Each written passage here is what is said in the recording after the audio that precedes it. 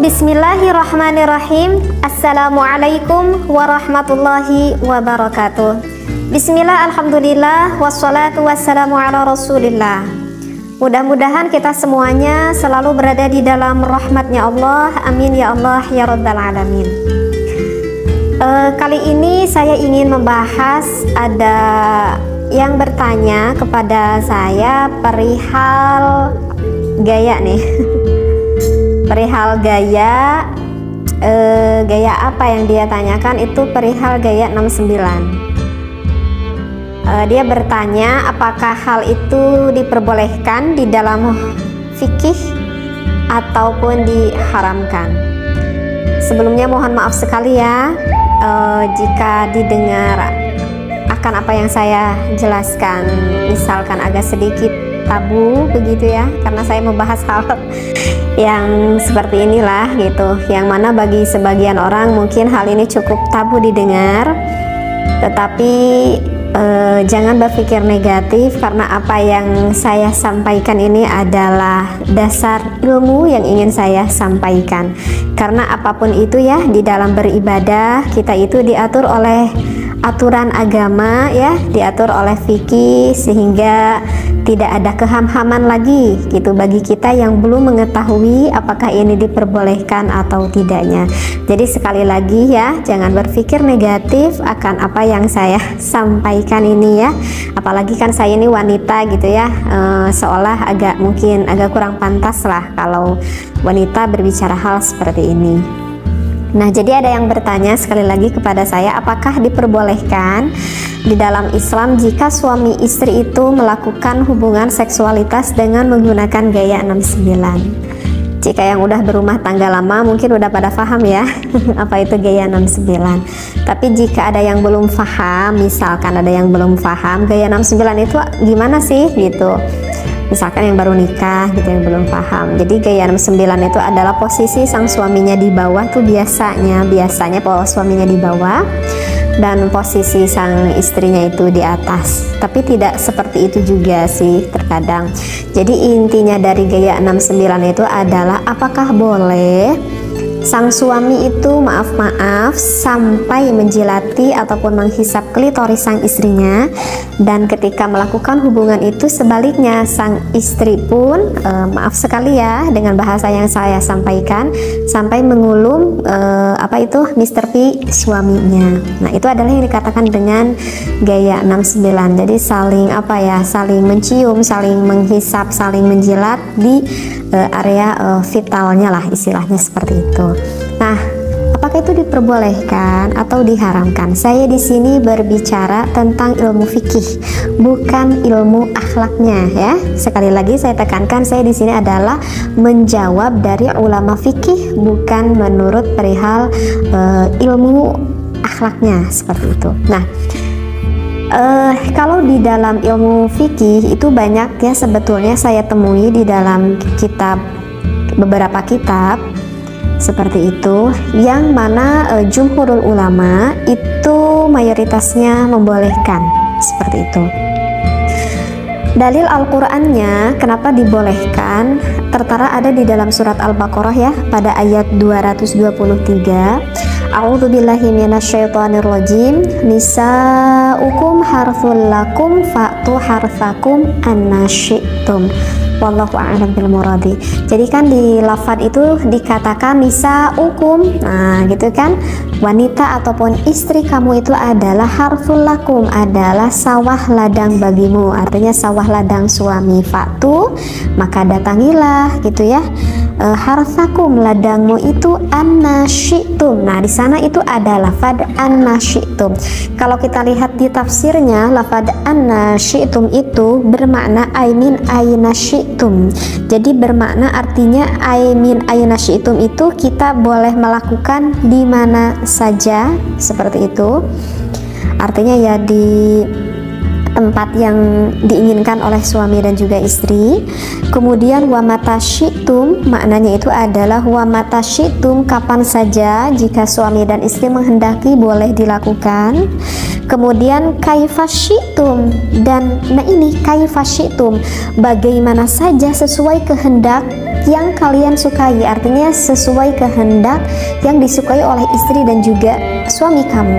Jadi ini yang salah satu dasar referensi ayat Al-Quran yang mana membolehkan kita melakukan gaya 69 itu, karena tidak ada larangan di sana. In kana dzalika min simamin wahidin, jika ada dari lubang yang satu. Nah, di sini adalah penekanan yang jelas asal masuknya itu ke lubang yang satu, yaitu ke lubang vagina sang istri. Nah, jadi dalil Al-Quran ini yang menunjukkan bahwa suami boleh bersenang-senang dengan istrinya dengan gaya apapun selama suami dan istrinya itu saling suka, saling meridhoi, tidak ada keterpaksaan antara suami dan juga istri. Nah, itu yang perlu digarisbawahi.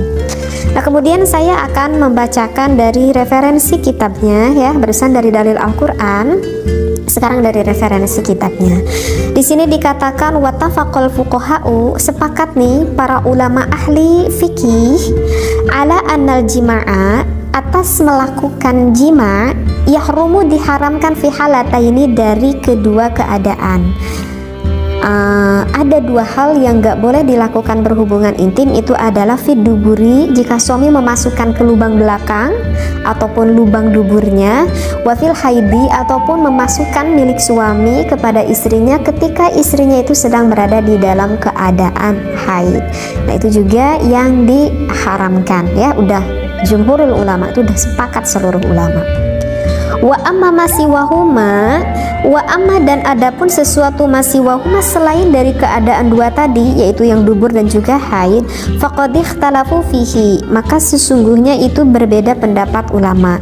Nah, oleh karena itu kan saya katakan ini adalah menurut pandangan ilmu fikih, bukan menurut pandangan ilmu akhlak.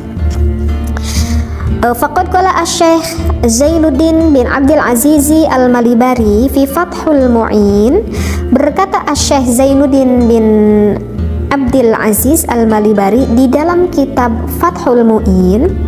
Di sana kalau para santri ini udah populer kitab Fathul Mu'in ya. Jadi itu kitab fikih yang banyak sekali dipelajari di pesantren-pesantren. Nah, bagi yang pernah ngaji kitab Fathul Mu'in, di sana kita akan menemui faslun fil kafaah ya. Di sana kita akan menemui faslun fil kafaah, bisa dibuka lagi referensi kitabnya. Kemudian kita lihat agak ke bawahnya itu ada tatimatun ya. Ada tatimatun, di sini ada pembahasan yang mengatakan seperti ini. Jadi di dalam tatimatun itu yang membahas fi bayani ba'di adabin nikah ya, di dalam menjelaskan sebagian adab-adaban tentang nikah. Nah, ada yang dikatakan oleh Syekh Zainuddin, referensinya seperti ini. Ya juzu, diperbolehkan lizauji, bagi suami, kullu tamattu'in, boleh sang suami bersenang-senang ya, boleh suami bersenang-senang minha, dari istrinya, bima siwa halqati duburiha, selain ataupun kecuali dengan sesuatu yang berada di lubang duburnya, lubang dubur sang istri, dari lubang belakang. Nah, itu nggak boleh. Walau bimasi badriha, nah kecuali nih walau bimasi badriha, yang diperbolehkan itu walaupun sang suaminya itu sampai menghisap klitoris sang istrinya. Nah, jadi di dalam kitab Fathul Mu'in yang berkata Syekh Zainuddin bin Abdul Aziz, di sana dikatakan hukumnya diperbolehkan sang suami menghisap klitoris sang istrinya. Nah, begitu juga sebaliknya, sang istri juga diperbolehkan untuk mengulum milik sang suaminya yang kita kenal dengan gaya 69 ini gitu ya.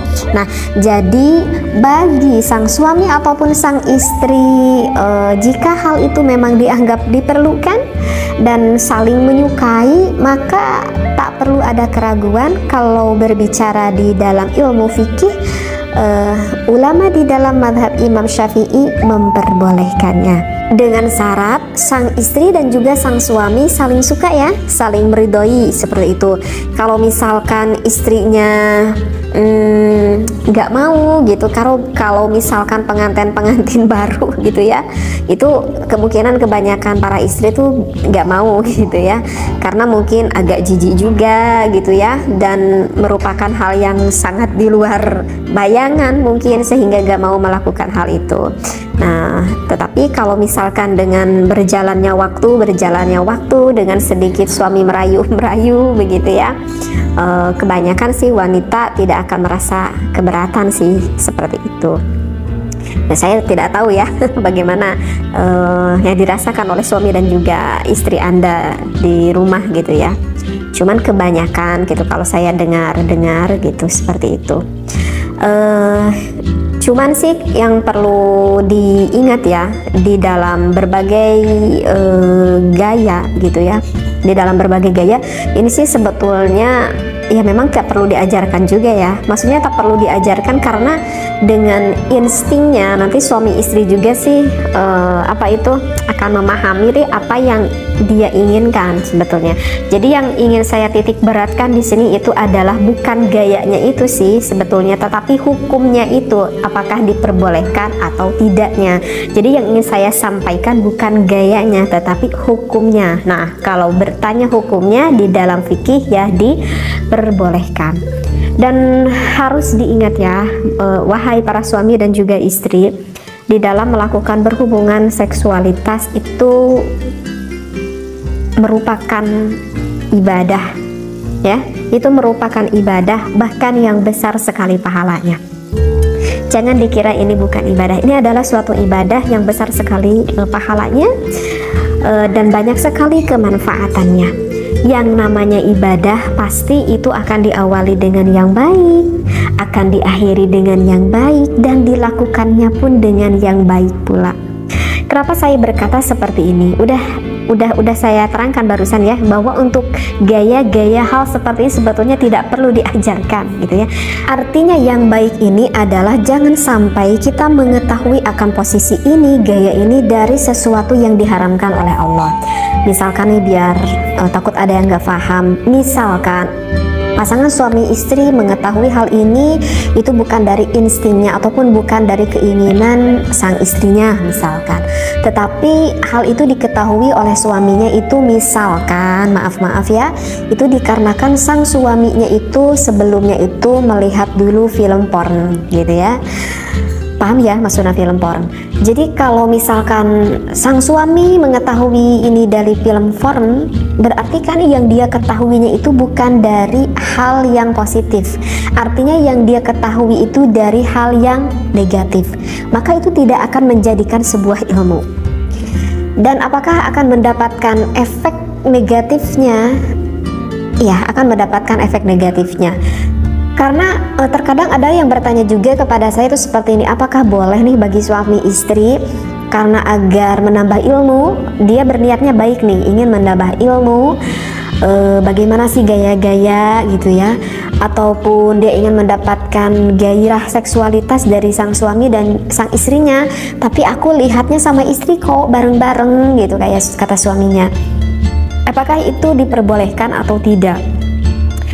Maka jawabannya itu adalah tidak diperbolehkan, walaupun sang suami dan juga sang istri melihatnya bareng-bareng, walaupun punya niat, perasaannya, niatnya itu adalah baik karena ingin membangkitkan gairah syahwatnya, ataupun bertujuannya baik menurut dirinya karena ingin menambahkan ilmu menurut pemikirannya, tetapi itu adalah apa yang dia pikirkan itu adalah mencari dari hal yang diharamkan. Maka sesuatu yang dicari dari hal yang diharamkan oleh Allah, maka hasilnya pun nanti tidak akan baik. Berbeda dengan saya mengetahui misalkan posisi ini gitu ya, misalkan ataupun posisi yang lain, tetapi saya mengetahuinya itu adalah dari ulama, dari kitab. Saya dikaji ini waktu saya di pesantren gitu ya, saya dikaji gitu ya. Nah, itu berbeda lagi, itu memang pure dari ilmu, bahkan itu akan mendapatkan keberkahan seperti itu ya. Jadi yang saya maksudkan memang hal seperti ini nanti dengan sendirinya para suami istri itu akan memahami dan mengetahui. Hanya saja yang harus kita ketahui adalah hukumnya itu apakah hukum yang kita lakukan ini betul atau tidak, agar kita tidak terjerumus akan sesuatu yang diharamkan oleh Allah. Nah, kalau misalkan kita gak boleh lihat dulu film foreign, itu alasannya kenapa gitu ya. Karena kalau saya nerangkan sekarang nanti panjang lagi ya pembahasannya. Insya Allah nanti akan saya khusus membahas tentang hal itu ya. Jadi apa yang saya disampaikan sekali lagi, mohon jangan berpikir negatif begitu ya, ambil positifnya, ambil ilmunya, supaya kita tidak terjerumus akan apa yang tidak diridhoi oleh Allah Subhanahu wa taala. Wallahu a'lam wa billahi taufiq wal hidayah. Wassalamualaikum warahmatullahi wabarakatuh.